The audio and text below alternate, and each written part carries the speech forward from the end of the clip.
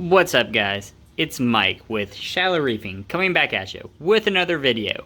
And today I'm going to be doing a 2-year review on my Zetlight ZA1201-L. Now this is the one that has the timer built into it, and you can do some programming. So I'm going to go over my review of it, my likes, my dislikes, and is this a good light for you?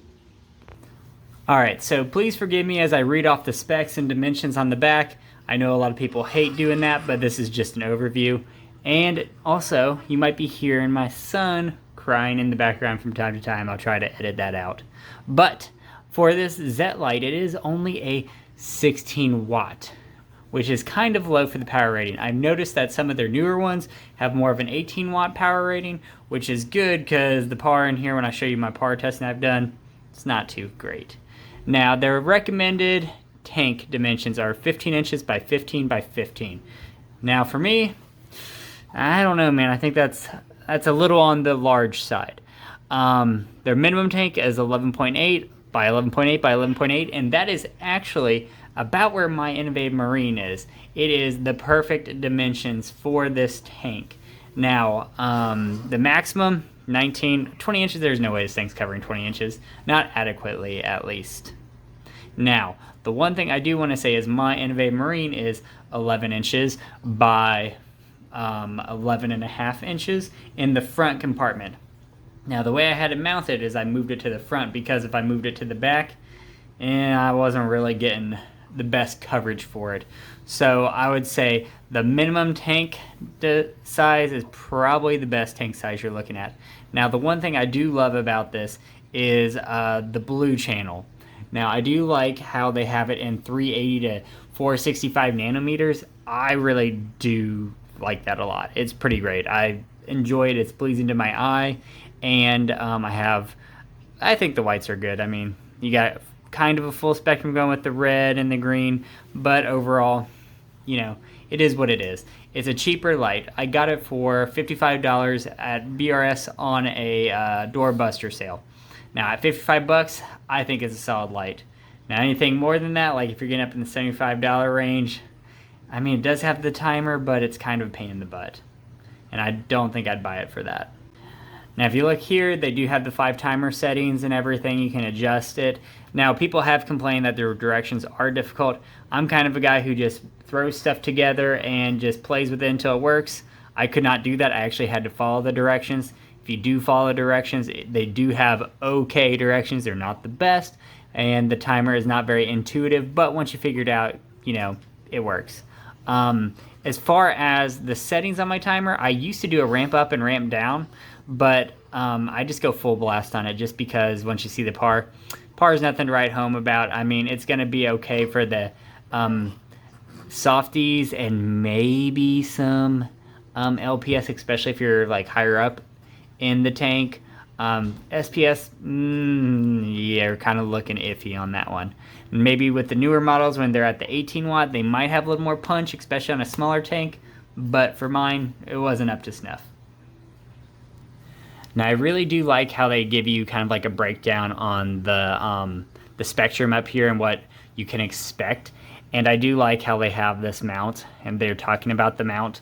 The main thing I've noticed is that this mount here, there's no adjusting forward or backward. You can only adjust it up and down in height for that dimension. So you can go up to 7 inches above the water level. I have mine about 7 inches above the water level. You can lower it and get closer, and you can increase that par. I just didn't do it because I've actually ended up supplementing it with another LED light behind it, which you'll see in a moment.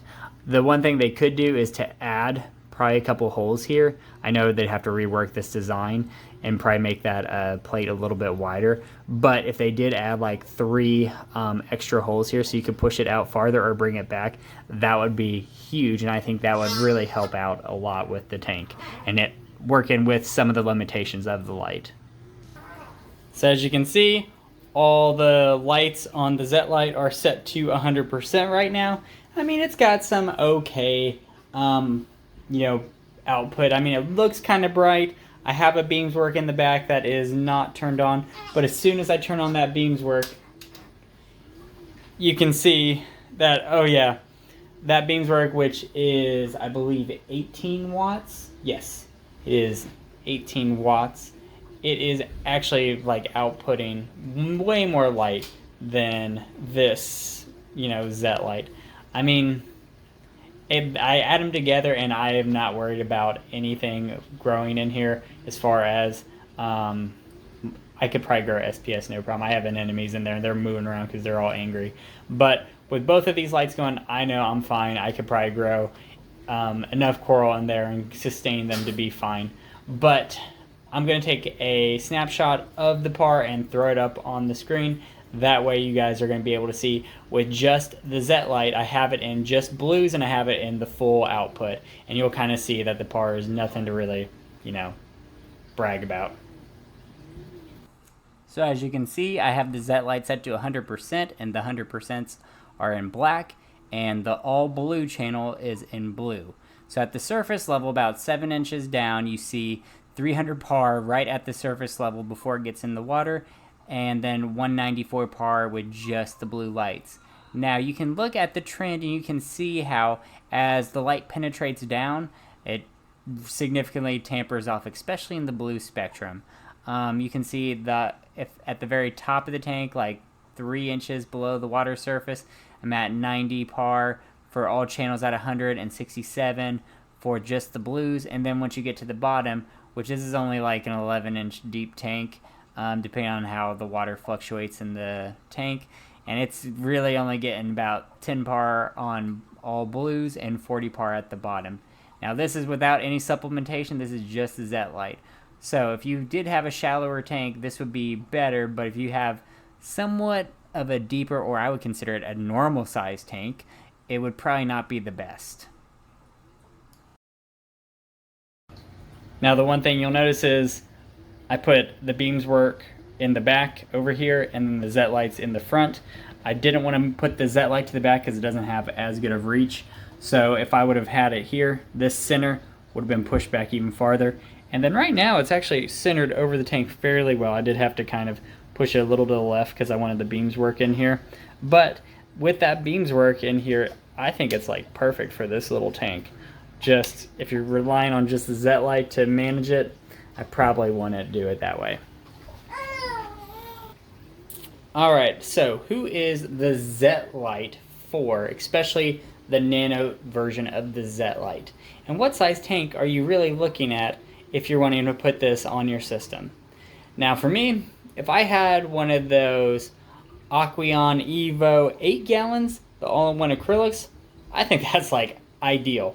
You could even put it on that 4-gallon Aqueon Evo, because I actually have it, and I had that beams work over it, and that beams work was killer, so I have no doubt that this Zetlight would be great as well.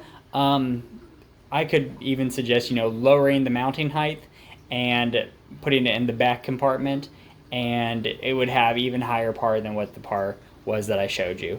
Now, as far as, if you're going to do like a 10-gallon tank, if it's 10-gallon rimless and it's a wider tank as opposed to a deeper tank, maybe if you could mount it lower and it wasn't as like wide front to back, if it was longer in the length left to right, I think that would be better.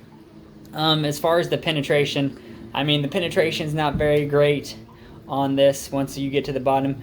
You do have, light also reflects back into it, so once you get closer to the edges of the tank, especially when you get down to the bottom, it's going to be better and the light will bounce back in. It's kind of like if you look at the BRS channel and they were talking about the optics and how you can get certain light reflecting back in and making everything a little bit more powerful as far as the par output. But overall, the Zetlight, I'm happy with it. I'm happy for 55 bucks. If I spent more, I'd probably feel a little bit gypped out, and I'd probably just say, screw it, I'm gonna go and get a, Aqua Illumination Hydra, or AI Prime, sorry. But overall, I think it's a okay light. Not the best. You are getting it made in China, but it's a higher end Chinese product. Oh, my son. Well, I'll get you in the very end of the video. But I will send you off with a clip of my boy. Alright, so this little guy was the one who was making all the fuss during the entire video. I am on baby duty right now, and I thought I could get away with it because he was kind of taking a nap, but as you can see, I had to bring him over here while I was filming. It was glorious. But now that the video is over, he decides he doesn't want to talk anymore. Alright guys, I'll catch you later. Alright guys, this has been Mike with Shallow Reefing. If you like what you see here and you want to see more, click right here to see more. Don't forget to comment below and let me know how you like the content. As always, I'll see you next time.